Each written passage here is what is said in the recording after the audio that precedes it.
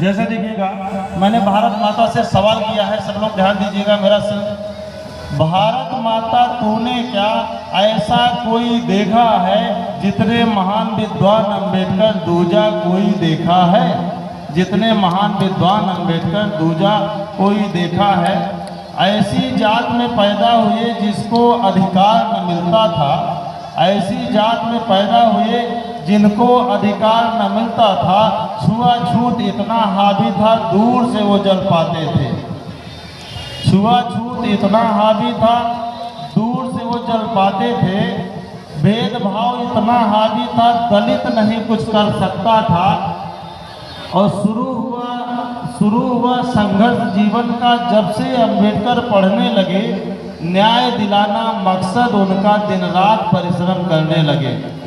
आगे देखिएगा जो मेन लाइन है, बाबा साहब ने कितना पढ़ा है उस पर कमेंट है। वेद पुराण रामायण कुरान क्या, वेद पुराण रामायण कुरान क्या, अंग्रेजी संस्कृत पाली फ्रेंच उर्दू भाषा भी पढ़ डाले। पढ़े नहीं बस पढ़कर इनको, रुके नहीं बस पढ़कर इनको, अमेरिका ब्रिटेन ऑस्ट्रेलिया रसिया यूरोप के संविधान में पढ़ डाले। भारत माता तूने का दूजा कोई देखा है, जितने महान विद्वान अंबेडकर दूजा कोई देखा है। और सुनिएगा, उत्तर दक्षिण पूरब पश्चिम, बाबा साहब का टैलेंट देखिए। उत्तर दक्षिण पूरब पश्चिम सारे कल्चर पढ़ डाले। ब्रिटेन फ्रांस अमेरिका यूरोप का, अफ्रीका जापान जर्मनी रसिया के संविधान का सार भारतीय संविधान में रच डाले। भारत माता तूने क्या ऐसा सर्जन देखा है, भारत माता तूने क्या ऐसा सर्जन देखा है, जितने महान विद्वान अंबेडकर दूजा कोई देखा है, जितने महान विद्वान अंबेडकर दूजा कोई देखा है। और खास तौर से मैं आपसे और कुछ कहूँगा थोड़ा सा, जैसे तुलना करिए अपने आप को। मैं तुलना कराऊंगा आपकी कि जैसे देखिए जब बेबसी थी, लाचारी थी, हर तरह की परेशानी थी, हर तरीके की समस्या थी, लेकिन आप सोचिए 14 अप्रैल 1891 को आज ही के दिन हमारे बीच के महामानव डॉक्टर भीमराव अम्बेडकर का जन्म हुआ। और आप सोचिए केवल 65 साल की आयु में पूरे दुनिया की किताब नहीं, पूरे दुनिया के संविधान को पढ़ लिए। और पढ़ ही नहीं लिए, पूरे संविधान का विश्लेषण कर डाला।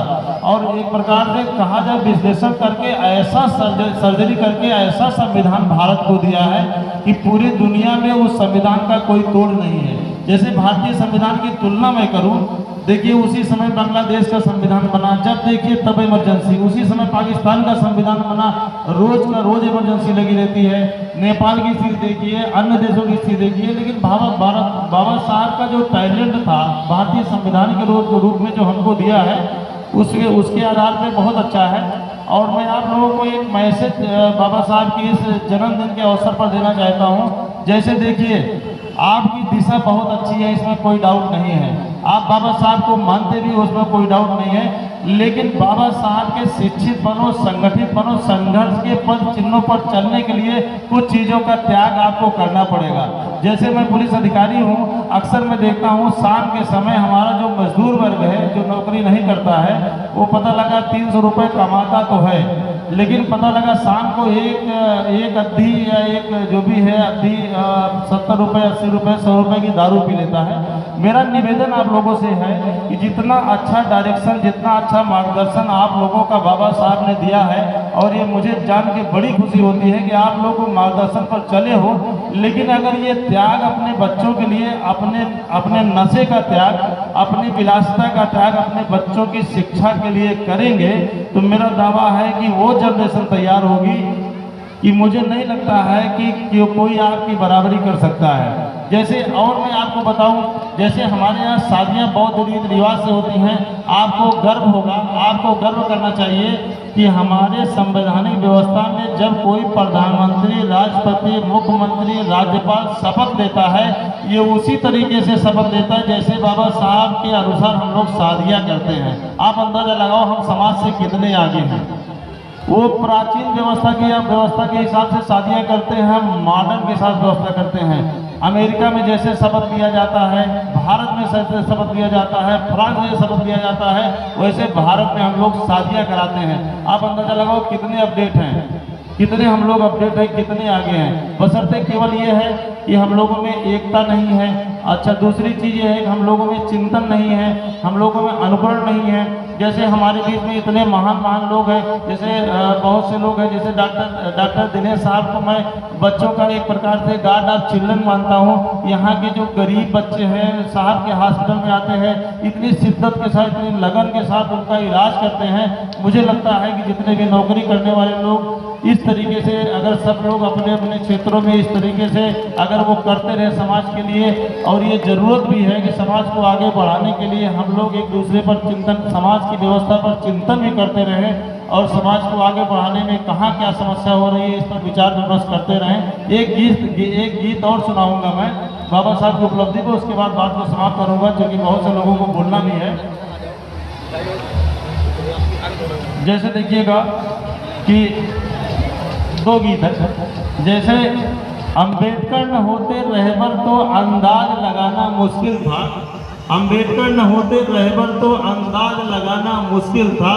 जहाँ पहचान अभी तक जाति से हो, हमारी पहचान जाति से है, जहाँ पहचान अभी तक जाति से हो अधिकार दिलाना मुश्किल था। अंबेडकर न होते रहबर तो अंदाज लगाना मुश्किल था। अगड़े पिछड़े दलित सभी को, अगड़े पिछड़े दलित सभी को एक सूत्र में बांधना मुश्किल था। अंबेडकर न होते भारत में अंदाज लगाना मुश्किल था। संविधान दिए विश्वास दलित को, और देखिएगा संविधान ने दिया विश्वास दलित को, आरक्षण भी उसका आया है। जहां सोच अभी तक ऐसी हो पुतले दलित प्रधान बनाए जाते हैं। अंबेडकर न होते भारत में अंदाज लगाना मुश्किल था। विकल्प जहां संविधान का हो, विकल्प जहां लोग विकल्प निकाल लिए हैं कि भाई जैसे 80 सीट आती है तो हर वाले को प्रधान बना देते हैं, हमारे समाज का आदमी होता है नौकर को प्रधान, उसमें मैंने लिखा है विकल्प जहां संविधान का हो अंदाज लगाना मुश्किल था। अंबेडकर न होते रहबर तो अंदाज लगाना मुश्किल था। संविधान न होता भारत में अधिकार दिलाना मुश्किल था। विकल्प जहां संविधान का हो अंदाज लगाना मुश्किल था। जहां भेद विचार इस हद तक हो, अभी भी इतना जातिवाद रहता है, जहां भेद विचार इस हद तक हो इस पर कुछ कहना मुश्किल है। अगड़े पिछड़े दलित सभी को एक समान बनाना मुश्किल था। अंबेडकर न होते रहबर तो अंदाज लगाना मुश्किल था। अंबेडकर न होते रहबर तो अंदाज लगाना। और एक भारतीय संविधान, मेरा मतलब यह है कि भारतीय संविधान को मैं क्यों सुना रहा हूँ, क्योंकि अभी तक तमाम प्रकार के लोग सवाल करते हैं कि यार बाबा साहब ने संविधान बनाया, अपने समाज को मैं ये बताना चाहता हूँ और अन्य समाज के लोगों को मैं बताना चाहता हूँ कि बाबा साहब ने वो चीज़ बताया है जिसको हम जैसे लोग, तमाम लोग चिंतन करके और भारतीय संविधान पर कविता के माध्यम से, गद्य के माध्यम से उसके अंदर की चीज़ को जाना जाए। जैसे एक गीत और है, उसके बाद मैं अपनी बात को खत्म करूँगा।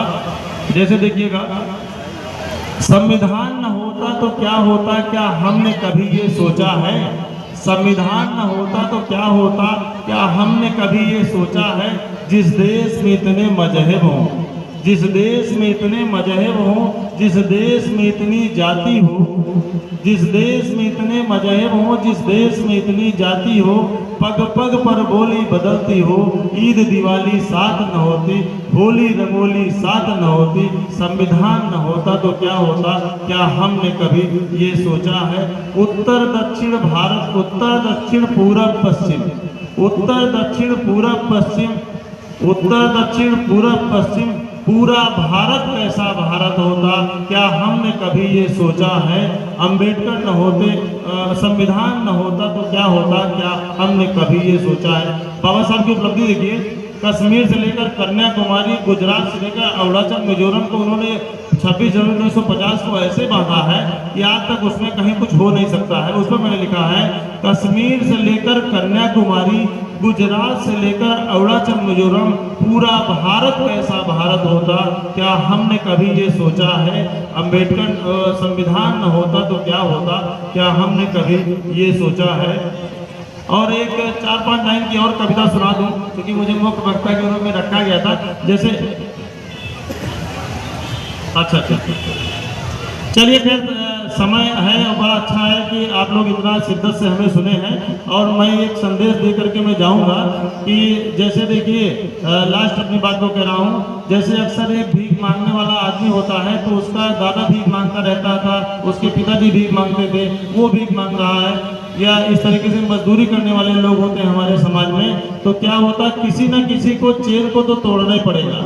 एक ना एक आदमी को, चाहे आप तोड़े चाहे आपका लड़का तोड़े, अगर आप नहीं तोड़ेंगे तो वहीं का वहीं खड़े रहेंगे। और मैं आपको एक पुलिस हैसियत से बता दूं कि जिस देश के कानून और नियम उस समाज के लिए बने हों, उस समाज को डरने असुरक्षित हो समाज नहीं, बल्कि वो असुरक्षित होता है जिसके लिए नहीं बने हैं। जैसे मैं दरोगा की हैसियत से बता दूं, जब भी कोई थाने में जब केस जाता है तो सारा का सारा थाना परेशान हो जाता है कि नियम तो इसके पक्ष में है और झगड़ा उससे हुआ है, यार मैनेज करो किसी तरीके से। इसलिए आपकी अज्ञानता है, आपकी नासमझी है, आपकी अदूरदर्शिता है, जिसका फायदा लोग उठाते हैं। जिस दिन आप इतने मजबूत हो जाएंगे संवैधानिक और विधिक रूप से, मेरा दावा है कि वो भारत बनेगा और भविष्य का अम्बेडकर का वो भारत होगा जिसके लिए हम, जिसकी कल्पना बाबा साहब ने किया है। इन्हीं बातों के साथ अपनी बारी को विराम देते हैं। जय भीम, जय भारत। बहुत बहुत